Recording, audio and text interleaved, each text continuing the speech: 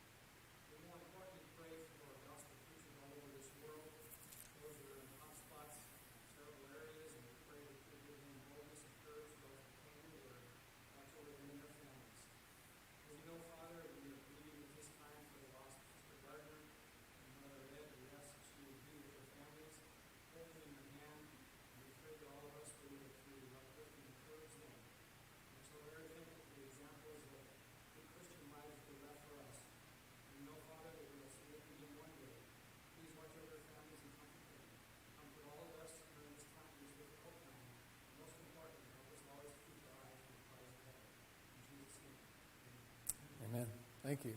Oh, one other thing, for those of you live streaming, welcome. We seem to tend to forget that you're with us, but we know you are. And right now in particular, we've got a little larger crowd live streaming than normal. So we're glad you're with us today, too. Like I said, we're in chapter 5. We actually got to this section. We looked at those very quickly. We looked at those definitions on Sunday morning. Before we go there, I'm going to back up and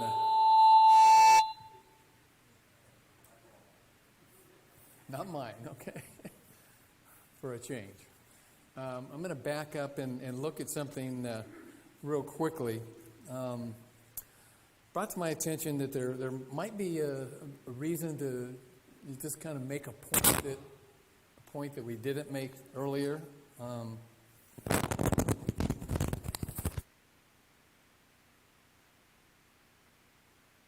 Okay?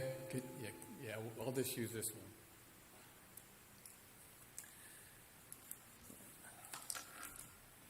I'm going to back up to verse 6. I'm going to read a couple verses. And it's worth noting that there's a similarity here that we can really see playing out in today's world and our culture and our society, and deserves at least to be noted. I'm not sure that we gave it the attention that we probably should have. We back up to verse 6. Paul says, "Let no one deceive you with empty words, for because of these things the wrath of God comes upon the sons of disobedience. Therefore don't become partners with them." And then if we drop down to verse 15, I think is that where I should pick it up, Wally? 15? 17. Well, I'm going to start at 15. "Look carefully then how you walk, not as unwise but wise, making the best use of your time, because the days are evil. Therefore, do not be foolish, but understand what the will of the Lord is." So if we kind of look at those passages, verse 6 says, "Let no one deceive you," because the disobedient are called the sons of disobedience, and God's wrath is going to be poured upon them. So he's writing to people who have obeyed the gospel. Most of them probably are very familiar with Paul because they spent so much time there. Therefore, he with them as well. And he's concerned that there's some things going on. They're subject to some deception, and whether it's their own deception that's causing the disobedience, or whether it's the disobedient others who are using their fancy words to deceive, the notion is that some might think that I've obeyed the gospel, I've taken care of that, and so I'm fine. I don't need to worry about all this deception that no longer affects me because I'm a Christian. Paul wouldn't have written this letter if that thought was actually valid. The fact that we become Christians is obviously very important, but we need to continue to be obedient. If we didn't, Paul wouldn't have taken the time to say, "Look, there's some folks among you that are still working hard to get you back into the lifestyle that you used to have." And he says, "Understand what the will of the Lord is." The days are evil. Every day creates problems or presents problems that we're going to have to deal with, and they did too. And Paul is saying, don't let these deceivers make you become disobedient. Just because you obeyed one time doesn't mean that you don't have to worry about it anymore. It's an ongoing effort. At any rate, I agreed, it was Wally who brought this up, that it probably deserved a little more attention. Wally, you want to add anything to that? Okay. I don't know what that means. I handled it well, or I messed it up so bad he can't fix it. Okay. We're actually in the section, we looked at a couple contrasts. We're in the section now where he's going to talk about relationships. And I thought it was a good idea to look at some of the key words about relationships that Paul uses. Just make sure they're kind of clear in our minds. I don't want to spend a lot of time with this, but there is a word missing from the definition of submit, and that is the word voluntary. Brother Ed Sanderson brought that to my attention. It's a voluntary act, a voluntary conduct. It can't be imposed on anybody. It's the person who is choosing to be submissive does so voluntarily. And then anyone want to comment on any of these other words before we actually go into the relationships and look at those? Ed? Yeah, the word respect is an interesting word. There are different words that translate respect, but in this particular section, the fear of Christ is the way that the actual word means, and then it can mean reverence for Christ. We've lost the meaning of reverence in our culture, of something that we revere that has awe about it, so that we're intimidated by it. And because he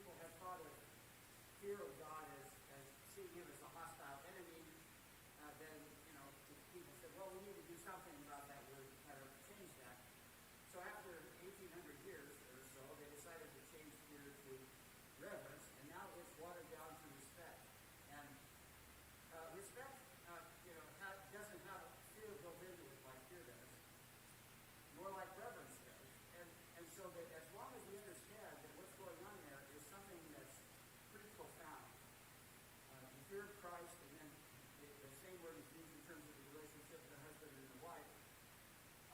And it's an interesting work. It's not an easy concept to try to sort through, but since the Holy Spirit used it, I think it's kind of important to see that when he says respect here, he doesn't mean like respect from your grandpa or something. He's talking about genuinely realizing you're dealing with the King of the universe who can,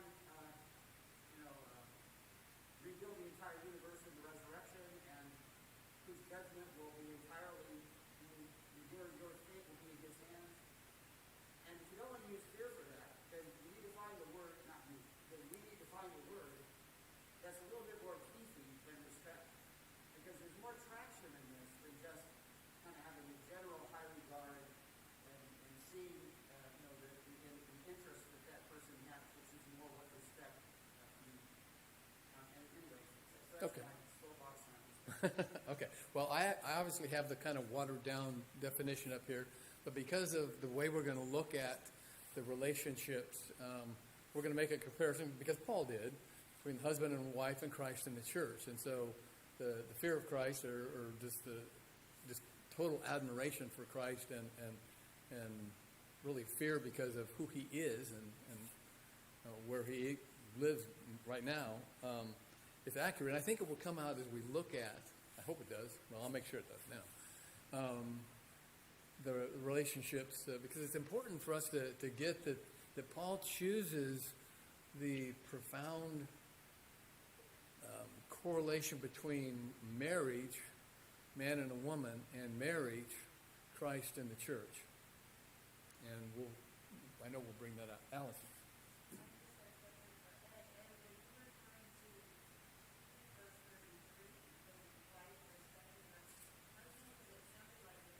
Yeah, the same word is used in fear of Christ in 21 as respect for husband, 33 plus I'm mistaken.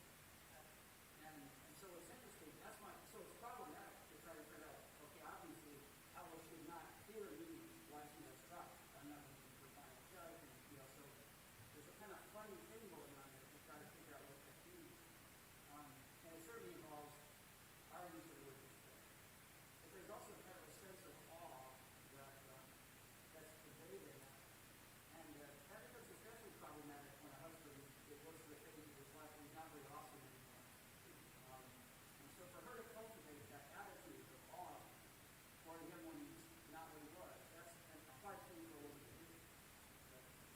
I really think, maybe I'm expecting too much of myself in the class, but I think as we look at that marriage relationship with Christ and the church and man and a woman, that it will be more clear and less problematic in terms of, I'm not going to, a woman isn't going to fear her husband the way that we fear Christ, and the idea of respect. But I think it will play out as we look at how that relationship works. Any other word up there that warrants comment or you have a question about? All right, well, let's, I left one off, I guess. We got wives, husbands, Christ. Oh, you know what? I worked on a new PowerPoint, and it's in my pocket, and I didn't load it on here. So we're going to start with this. You can take husbands and wives, kind of in your mind, highlight that, drop down to Christ and the church and highlight that. We're not going to talk about children and bondservants, at least right now. We might get to it before the class is over tonight, but I want to focus on husbands and wives and Christ and the church, because really that's what Paul does. And I said that Sunday that Paul, kind of tongue-in-cheek, spent 3 verses telling the wives what to do and 9 verses explaining that to the husband. So take that for whatever it's worth. I think it would be worthwhile to read the last paragraph of chapter 5. Could I get a volunteer with a strong voice to read that? Jack. 22 through... Yeah, the end. Wives, submit to your husbands as to the Lord, for the husband is the head of the wife, even as Christ is the head of the church, his body, and is himself its Savior.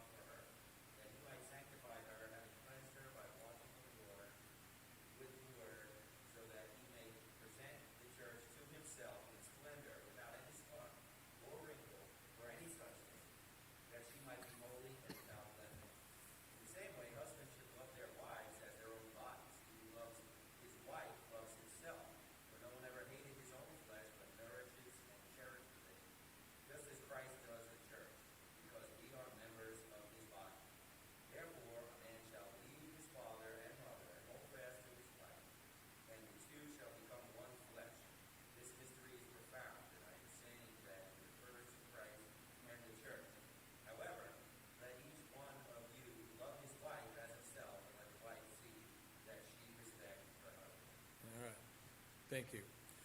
I want to back up this one more time to verse 21. He says, submitting to one another out of reverence for Christ. So, before he told wives to submit to their husbands, he told everybody to submit to everyone else. So, with that as sort of an overview, what's problematic about today, particularly in today's world, maybe our particular culture? What is problematic with verse 22? Russ?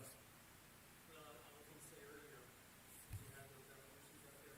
This is a word submission, definitely one where within these walls, I feel comfortable saying my wife is in submission to me. Outside of these walls, I don't want to say that too loud.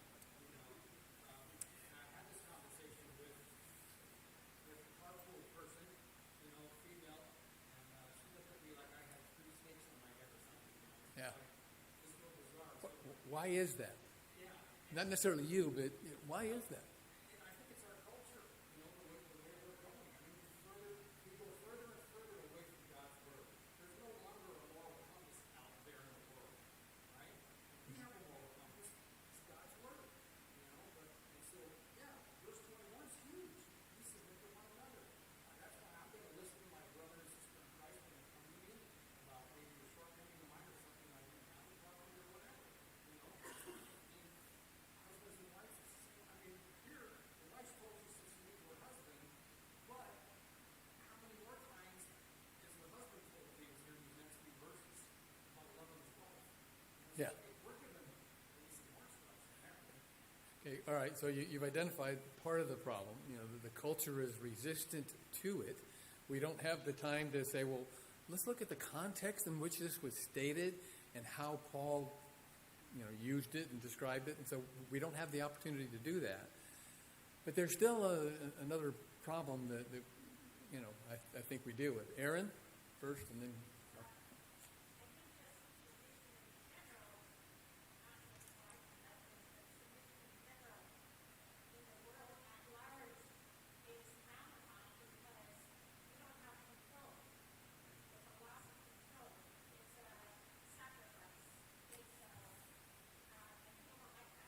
Yeah,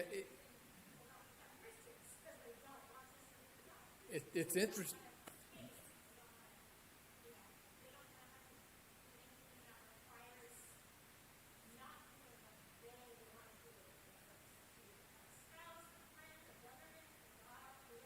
Yeah, but we submit to the laws of the land, the speed limits. We pay our taxes. All kinds of things where we put ourselves under. But when it comes to a woman, when it comes to a woman submitting to her husband, this society gets upset. This society, and my question is, how come? It's not as simple. It's certainly true, Aaron. You're right on. We don't like it, but we do it in other ways. Why is this particular relationship so volatile a topic? Carol.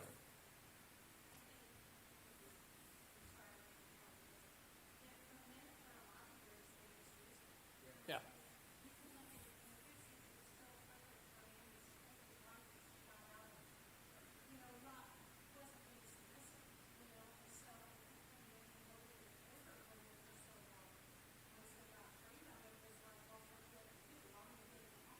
Yeah. Okay. I like that explanation. I think that that was largely a big piece of the women's liberation movement back in the late 60s and through the 70s. Jerry?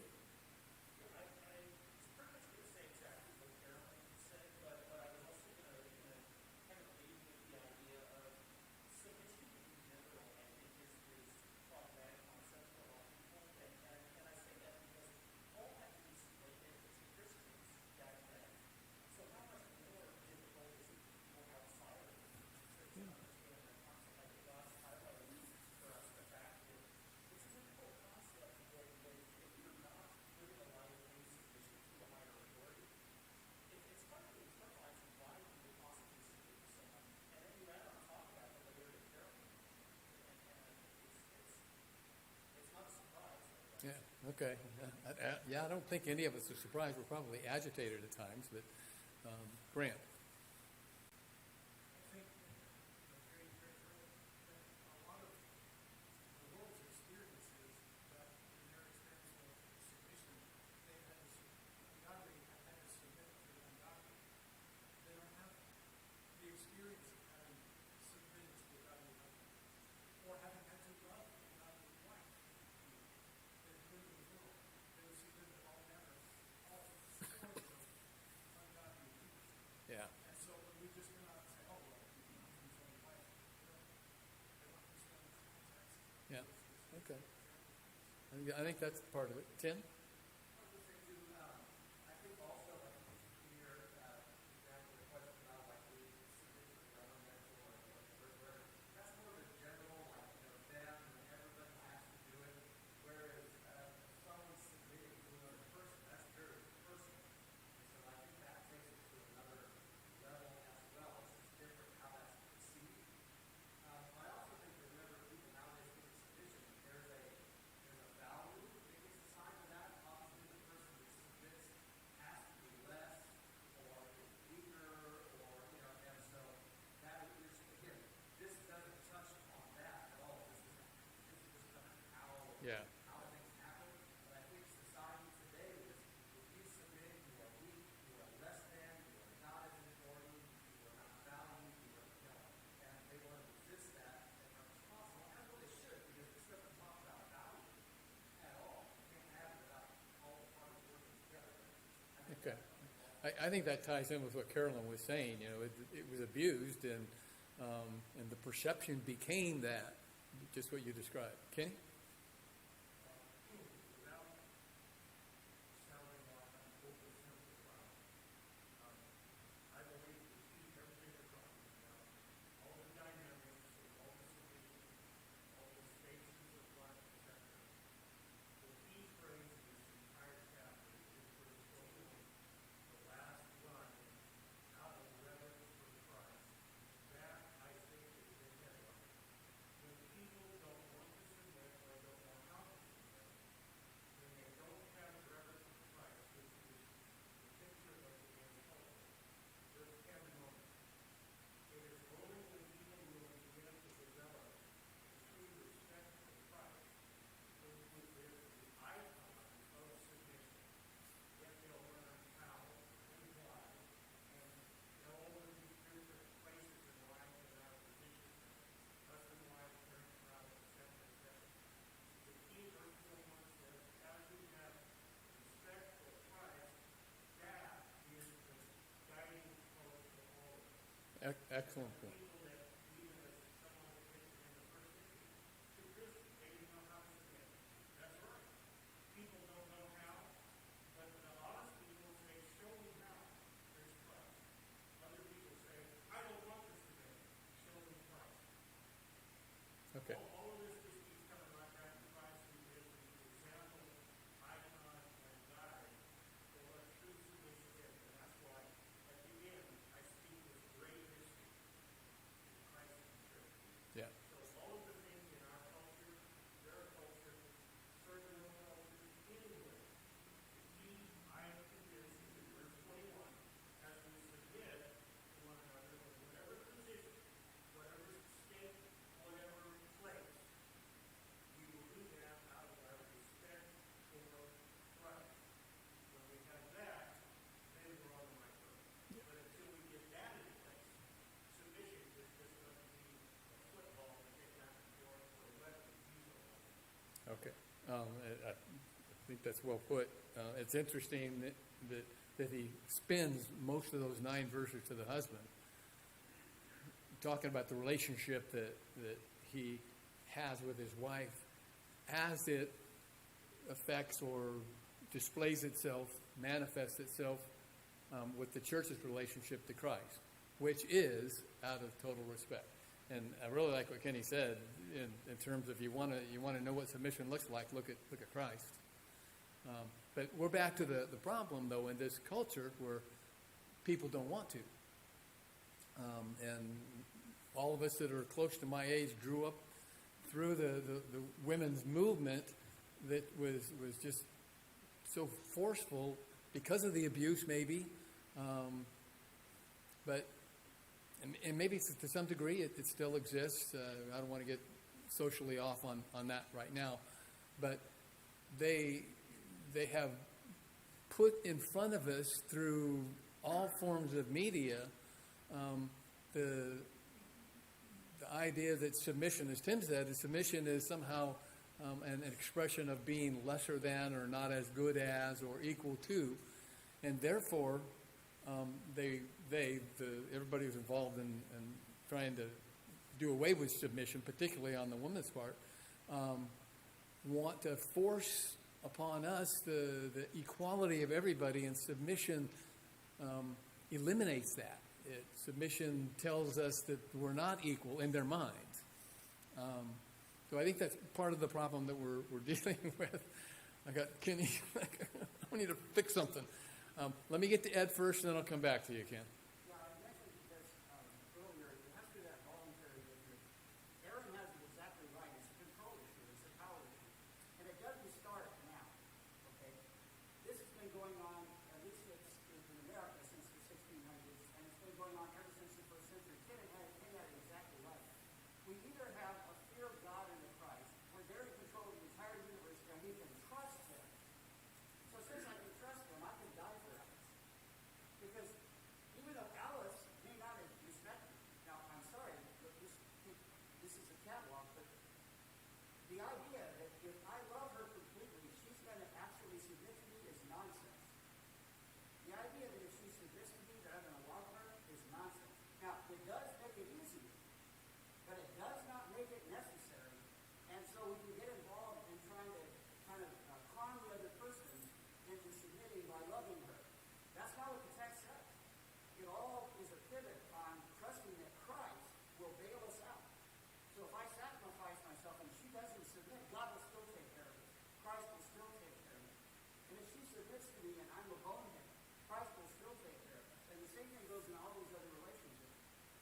The whole idea of being a doormat or being dumb or being, weak, those are all associated with submission. Our culture goes all the way back to Calvin, who was a lawyer in France. This is a political orientation, and that went back to the Catholic Church that made it into political. This is not new. And so that the idea that men are going to rule the roost and run roughshod over the women, and then the idea that that produces pushback from women, that has been universal in worldly people all over history. The thing that made a difference is when people who were Christian trusted Christ so that they did what He said. And then everything became very different in marriages. And so people who are Christian now can demonstrate this to other people. And they say, how can you do that? Well, because I trust Christ. Not because I think that this is going to somehow con her into submitting to me, but because I trust Christ. And our problem in the church, for 40 years I've preached this.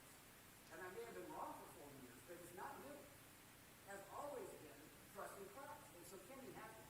What's happened lately is people said, I want to be like the male. That's just what leadership looks like, and I'm going to boss people. But the illustration, very quickly, that I told you that makes sense to me. The smartest guy on our football team, who was also the strongest guy on our football team, was our offensive tackle. And every time the play was called, he would do whatever the coach and the quarterback said. Now, sometimes they were not very smart, and sometimes they were not very strong, but he did it anyway because he knew that's the only way to win. Jesus submitted to his parents in Luke 2. Jesus was the creator of the universe. His parents did not create him. He knew stuff his parents did not know, or he had opportunity to know it if he wanted to. But he submitted to him. The Holy Spirit, it says the prophets are subject to the prophet. The Holy Spirit is subject to the prophets in 1 Corinthians. Now, the Holy Spirit is God. He's stronger, he's smarter, but he chooses to let the prophets say when the speech is going to be given in the assembly. Why? Because that's what works. And so that this whole thing comes back to we've got to trust that Christ knows what works. Okay, a minute. We're not going to get very far. Before we do, Kenny, you got a comment? Just a simple postscript that when we recognize that people, whatever, will never learn or submit until they have true reverence for Christ.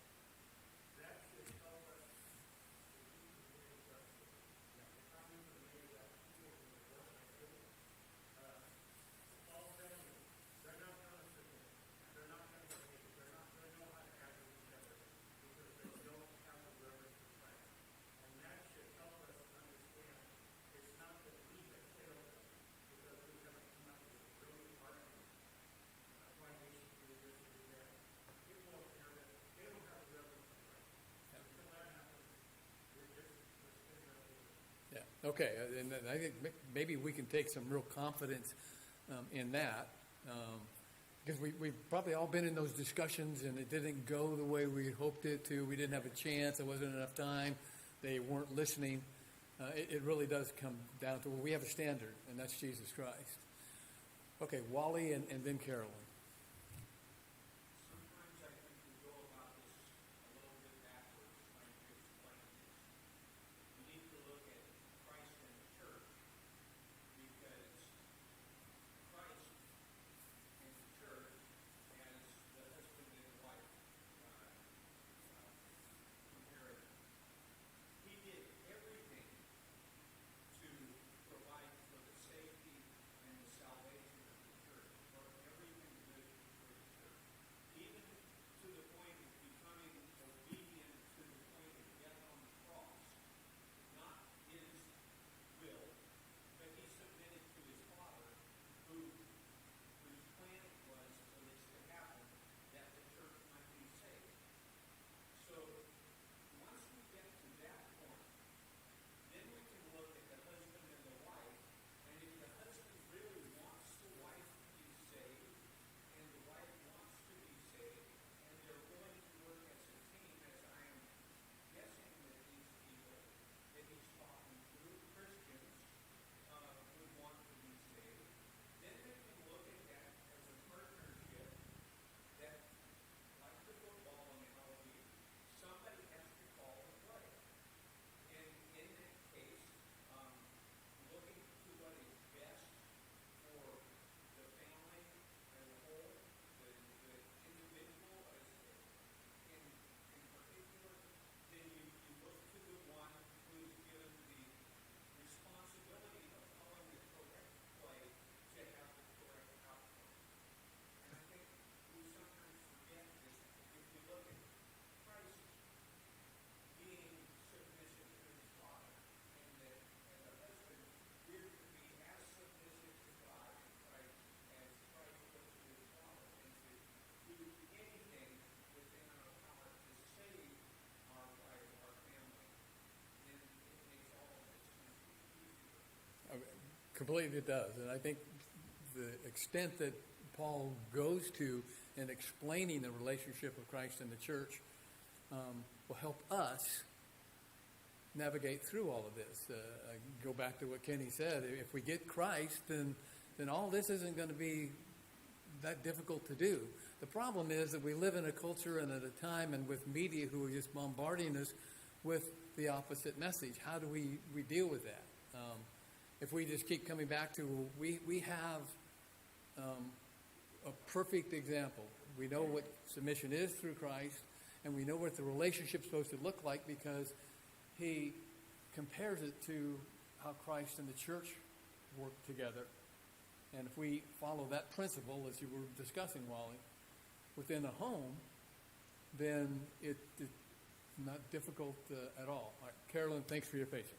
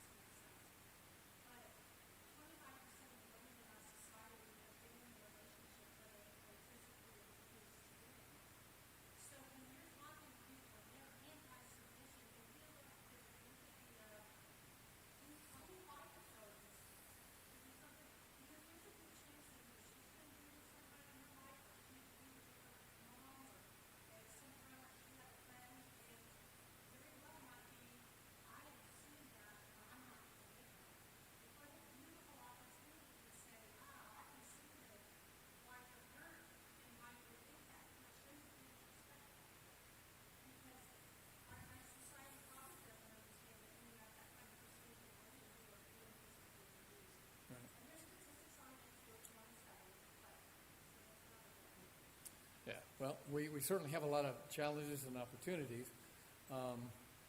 If we come back to using Christ and his relationship with the church as the standard we use in the home, we can't go wrong. It doesn't mean that everybody's going to accept it, but we know we're on good ground, and we can have confidence in our own faith just in understanding what this relationship looks like. I thought, we used the word profound a couple times tonight because Paul did. It really is amazing that when we look at how Christ's relationship with the church works, what his role is, what the church's role is, and then we just transition over to try to mirror that within the home, our life just got a lot better, a lot easier. Still filled with difficulties, but at least we have a guideline to follow. And I put these questions up here on purpose like this so that we could talk first about the church. What does Paul say about the church's response to all of this? So he's not talking about the individual member of the church, but the church's response. What is the church's response? And Kenny laid it out really, really well. I'll let somebody else maybe summarize that in their own words. What does the church, how does the church relate to Christ in terms of a marriage?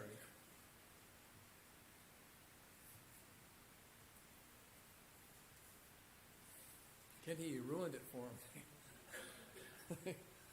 Okay, nobody wants to tackle that, huh? Is that too easy? I'm getting something. I see you, Ed. I just. Well, that was Alice. Oh, I'm sorry.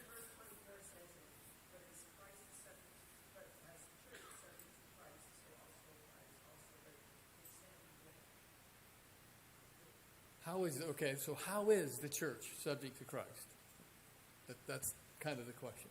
How is it? What does that look like? What does Paul say it's supposed to look like, or what he's already said? Angie?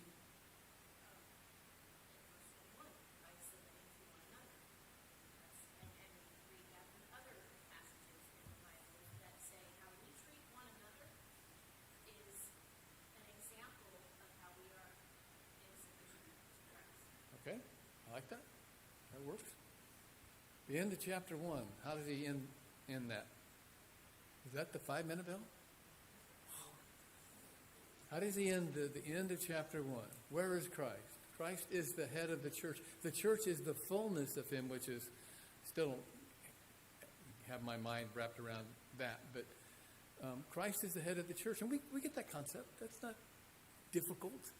If you're in the business world, there's somebody who's the head of the company, probably called the CEO or something like that. In every organization, the football field has got a head coach, baseball field's got the manager, and every sport, every organization that we can think of has a head. Well, in the church, Jesus is the head. We are his body. We are his fullness, which is hard to the concept to grasp. But we make up his fullness. We voluntarily agree to follow his plan, don't we? Isn't that why we're all here? Somebody shared the good news of the gospel that we were sinners. Christ died for us. God's plan was the penalty has to be paid by someone. My son will do that for you if you just obey him. Sign me up. We're all here because we believe that and we're trying to live that life voluntarily. Nobody's forcing us to. We have free will to say no thank you. But we choose to submit. And there's lots of reasons why, but we're not going to go into that. But if you want to see a relationship between a husband, who is the head of the family, and a wife, who is the body, who completes him, you submit voluntarily. Because the benefits of that relationship are so valuable to you that you go, well, I can do this. Just as I submit to God through Christ, I do that on a voluntary basis. God's not going to force me to. He could, but he's not going to. So in the church, we understand that we made this choice because we really, really value it. Well, in a husband and wife relationship, they both make the choice, but in this illustration, the husband is the head, but the wife submits. Now, does Christ come in, and has Christ made life miserable for us? Come take my yoke. Those of you who are heavy laden and tired, my yoke is easy. I will take care of you. That's how a husband generally thinks about providing for his family and his wife and protection and all that goes into it. That's the relationship. So if we think about how Christ cares for and nurtures the church, provided all the instruction we need, all the guidance we need, the kindness and the hope and the joy and the peace and gentleness and everything that's wrapped up in that, he's given to us. It's easy to submit. If a husband will take that same approach within the home, the submission is just going to happen. And I will say this on a very personal level, there's not a single decision that was worth anything, any important decision that was not made jointly. Every single thing that was important to us, we just said, well, what should we do? How should we do it? Why do you want that? Why do I want this? And we just worked it out. Both of us willing to submit to one another until it was done. Okay, I rambled a bit. Angie. The analogy of Christ and the church and husbands and wives, as Ed alluded to earlier, either one of those entities not performing the way they're supposed to does not absolve the other one from that responsibility. And it's amazing that obviously Christ is not doing what he's always doing what he's supposed to do. He's doing his job, his And part. so we have to do our job. Yeah. And if we don't, then we don't get to take advantage of that fruitful relationship. Yeah. And I thought it was a good point. And it doesn't matter what, and we try to teach our kids. It doesn't matter if that other person did something horrible. We don't get to act like that. So it's a good lesson and it's a good analogy. Yeah. Back to Christ. We want to see submission, what submission looks like. It's about being treated horrible. We finished a section on unity not too long ago. And if we don't have unity in a marriage, give me 1 minute, because Terry, did you have a comment?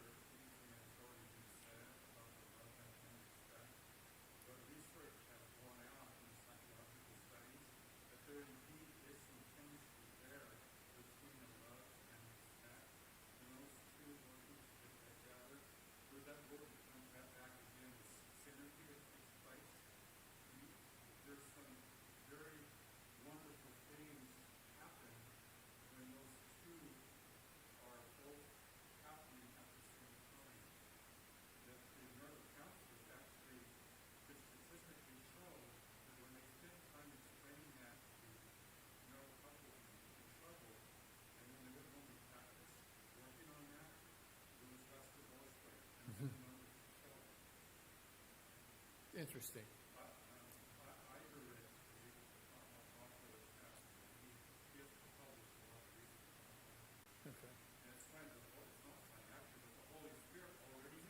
Okay.